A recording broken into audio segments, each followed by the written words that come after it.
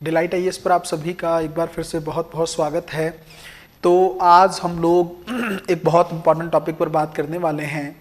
आप लोग जानते हैं कि यूपीएससी प्रीलिम्स एग्जामिनेशन जो है अब वो ज़्यादा दूर नहीं है, तो इसके बारे में जानना बहुत ज़्यादा ज़रूरी है कि जब आप एग्जामिनेशन हॉल में बैठते हैं या एग्ज़ाम को अटेम्प्ट कर रहे होते हैं तो कौन से ऐसे सवाल हैं जिनको आपको छोड़ने की ज़रूरत होती है।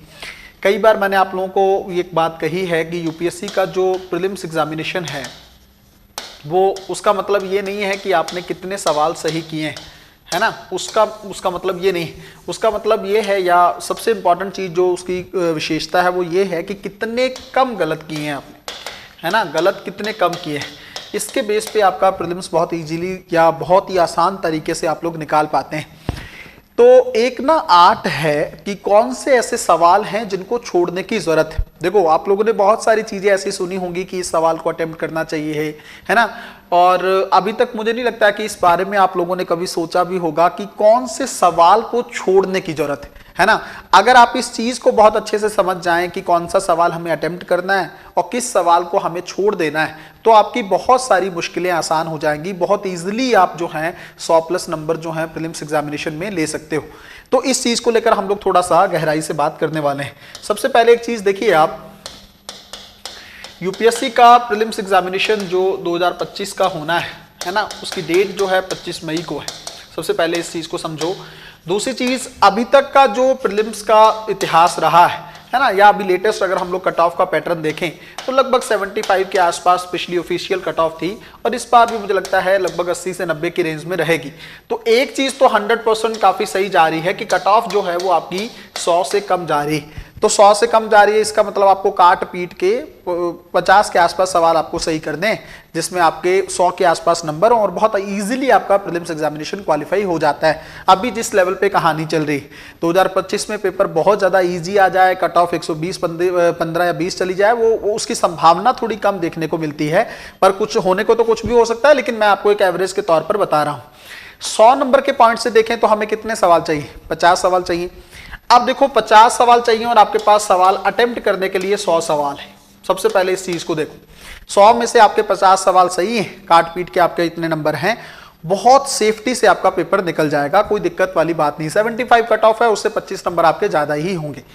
अब देखो, होता क्या है कि यूपीएससी में आपके जैसे कुछ कुछ सब्जेक्ट हैं, जैसे पॉलिटी है, मान लो हिस्ट्री है, इकोनॉमी है, एनवायरमेंट है और साइंस टेक IR है, मान लो, है ना। थोड़ा बहुत कल्चर का सेगमेंट भी आप देखते हो।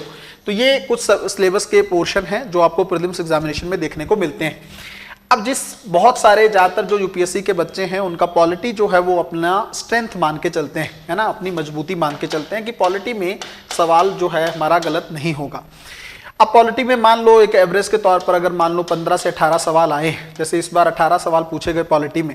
अब कई लोगों को लगा कि अब 18 पॉलिटी से आ गए तो हर हाल में 18 सवाल पॉलिटी के अटेम्प्ट करने हैं। ये सबसे पहले तो ये जो रणनीति आप सोचते हो ना, ये बहुत गलत रणनीति है। ध्यान से समझिएगा, बहुत बारीक चीज आप लोगों को बता रहे हैं, ये रणनीति ही बहुत गलत है।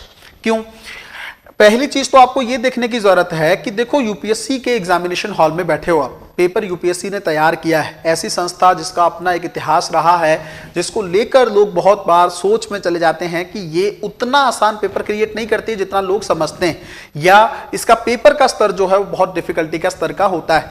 ऐसी सिचुएशन में आपको ये जानना है कि देखो, आप थोड़ा सा तो पेपर हॉल पर छोड़ो ना, एग्जामिनेशन हॉल पर छोड़ो आप, कि वहां पे मैं थोड़ा सा अमेंडमेंट कुछ कर सकता हूं। एक धर्रा बना के मत जाइए वहां पे, पहले से एक मानसिकता बना के पेपर में मत जाइए कि इस मानसिकता के साथ आपके जाको पेपर में बैठना है, और फिर पॉलिटी में चाहे कैसा भी सवाल आ रहा है, चाहे वो आपको आता है चाहे नहीं आता है, आपको उसको अटेम्प्ट करना है। सबसे पहले तो ये रणनीति ही गलत है। तो क्या करने की जरूरत है? देखो, इसमें कम से कम 13 से 14 सवाल ऐसे होंगे जिसमें आपको दिक्कत नहीं होगी, अगर पॉलिटी आपकी सच में स्ट्रेंथ है।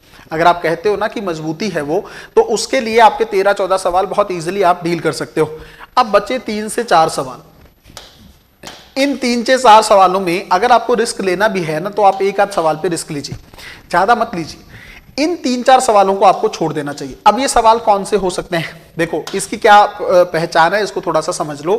देखो, सवाल ना मैंने आपको बताया कि कई तरीके का होता है। एक सवाल ऐसा होता है जिसके बारे में आपने थोड़ा बहुत सुन रखा है ना, थोड़ा सुना हुआ सवाल, कुछ कुछ चीजें आपने उसके बारे में पढ़ रखी है। दूसरा, एक सवाल ऐसा होता है जिसके बारे में आपने कुछ भी नहीं सुना होता है। अब देखो, जो ये कुछ भी नहीं सुना वाला सवाल है, इसको तो हर हाल में तुरंत ही छोड़ दें, आप अटेम्प्ट ही नहीं करना है इसको। जिसके बारे में कुछ भी नहीं सुना है उसको क्या अटेम्प्ट करना है, छोड़ दो। एक सवाल ऐसा है जिसके बारे में सुन रखा है। अब आप ये देखो, वो सवाल जो है आपके सामने, क्या वो सवाल सब्जेक्टिविटी का लग रहा है क्या? सब्जेक्टिविटी का मतलब ये है कि ऐसी चीज जो आपको दिक्कत क्रिएट कर सकती है। जैसे एक बार सवाल पूछा गया था कि न्यायपालिका किस चीज के लिए प्रतिबद्ध है। अब ऐसे सवालों में ना अपने आप को थोड़ा सा, आपके दिमाग की जो घंटी है वो बजनी चाहिए, तुरंत आपका माइंड एक्टिव हो जाए इस चीज को लेकर, क्या ये सवाल यूपीएससी ने ट्रैप करने के लिए तो नहीं दिया है, और ये सवाल मैं इस सवाल में आंसर तक नहीं पहुंच पा रहा हूं, और बहुत संभावना है कि मैं 2 आंसर तक पहुंच रहा हूं। 2 आंसर तक पहुंच रहे हो आप, एक आध सवाल में रिस्क ले सकते हो, बट सारे सवाल नहीं करने। ये 3 से ऐसे 4 सवाल जिसमें आपको लगता है कि जिसमें आपने कुछ सुना नहीं है, जिसको लेकर सब्जेक्टिविटी हो सकती है, जिसको लेकर यूपीएससी ने ट्रैप किया हो सकता है, ऐसे सवालों को आप लोगों को छोड़ देना चाहिए। सेम यही पैटर्न आपको हिस्ट्री वगैरह के साथ भी करना चाहिए। अब कुछ लोगों का हिस्ट्री ऑप्शनल होता है, तो उनको लगता है हिस्ट्री में 14 सवाल 15 सवाल जितने भी आए वो सारे के सारे मैं अटेम्प्ट करूंगा।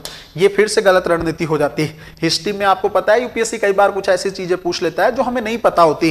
तो अगर आप लोगों को लगता है कि आपका ऑप्शनल हिस्ट्री है या हिस्ट्री आपकी स्ट्रेंथ है, तो फिर से वही 11 से 12 सवाल आप लोग कर लीजिए, मान लीजिए, उसमें आपको एक श्योरिटी रहेगी। उसके बाद के 3-4 सवालों के लिए आपको उसको छोड़ देना चाहिए। ये पूरा डिस्कशन जो है, इससे एक बड़ी चीज, एक बहुत बड़ी चीज या बहुत बड़ा निचोड़ जो है वो आपके दिमाग में ये जाना चाहिए कि चाहे कोई सब्जेक्ट मेरी स्ट्रेंथ ही क्यों ना हो, चाहे कोई सब्जेक्ट मेरी मजबूती क्यों ना हो, मुझे ये ध्यान में रखना होगा कि अगर उसमें से सवाल मुझे नहीं आ रहे हैं तो मुझे उस सवालों को क्या कर देना चाहिए, छोड़ देना चाहिए। ये नहीं है कि अब देखो, अगर आपने पॉलिटी में भी 4 गलत कर दिए, हो गया आपका काम, है ना। 4 गलत आपके पॉलिटी हो गया, आपने 14 सवाल आते थे, 4 सवालों में आपने रिस्क ले लिया, आ भी नहीं रही थे, बट आपको ये था कि नहीं मेरी स्ट्रेंथ है पॉलिटी तो मैं हर हाल में अटेम्प्ट करूंगा, तो आपके गलत हो गए। ऐसे ही 4-5 सवाल आपके हिस्ट्री में गलत हो गए। ऐसे करते करते अगर आप हर सब्जेक्ट में सवाल गलत करोगे, इकोनॉमी में भी यही हाल है, एनवायरमेंट में 5-6 सवाल आपके गलत हैं, तो ऐसे करते करते 20-25 सवाल तो बहुत जल्दी बन जाएंगे। और मैं आपको क्या रेंज दिया हूं कि अगर आपको पेपर क्वालिफाई करना है तो 85 में आप बहुत इजीली इतना करिए कि 20 सवाल से ज्यादा गलत ना हो या 25 से ज्यादा गलत ना हो, बस इसी रेंज में आपको रहना है। अगर इससे ज्यादा सवाल गलत हो रहा है तब तो दिक्कत हो जाएगी आप। वैसे ही कई लोग इकोनॉमी को, कुछ लोगों के लिए इकोनॉमी स्ट्रेंथ के तौर पर काम करती है, हालांकि बहुत कम लोग ऐसे हैं, वरना इकोनॉमी से लोगों को डर ज्यादा रहता है, भय ज्यादा देखने को मिलता है। अब भय है तो इसका मतलब उल्टा का सोचने लगते हैं लोग। क्या सोचने लगते हैं? उनको लगता है कि इकोनॉमी में कम से कम सवाल अटेम्प्ट करने हैं। ये भी एक रिस्की कैटेगरी हो सकती है। आपको ये देखना है कि हर सब्जेक्ट में आपको वो 4-5 सवाल छोड़ देने चाहिए, जिन 4-5 सवालों को ना तो पहले कभी आपने सुना है, जिन 4-5 सवालों को करने टाइम आपको बड़ी दिक्कत हो रही है और आपके अंदर से एक आवाज आ रही है कि ये सवाल गलत हो सकता है। जब अंदर से चीजें ऐसे होने लगती है कि सवाल गलत हो सकता है, तो कहीं ना कहीं पे हमें एक हिंट मिल जाता है कि इन सवालों को हमें छोड़ देना चाहिए। थोड़ा सा साइंटिफिक तरीके से इस चीज को सोच के चलिएगा। पहले से ही मन बना के मत जाइए कि मुझे इस सब्जेक्ट में ये सवाल अटेम्प्ट करना ही करना है। अगर सवाल आपकी पहुंच से बाहर है और अगर आपको पता है 15 के आसपास सवालों को आपको छोड़ना भी है, तो क्या दिक्कत है? हर सब्जेक्ट में 3-3 4-4 सवाल छोड़ेंगे, बहुत ईजिली आपके 15-16 सवाल हो जाएंगे। छोड़ दीजिए उनको। तो सवालों को छोड़ना भी एक कला है, उस कला पर आप लोगों को थोड़ा सा काम करना होगा टेस्ट सीरीज में, तब जाकर चीजें बहुत अच्छे तरीके से डील हो सकती हैं। मिलते हैं अगली वीडियो में, तब तक अपना ध्यान रखें, अपनी पढ़ाई को बहुत अच्छे तरीके से करते रहें। बहुत बहुत धन्यवाद।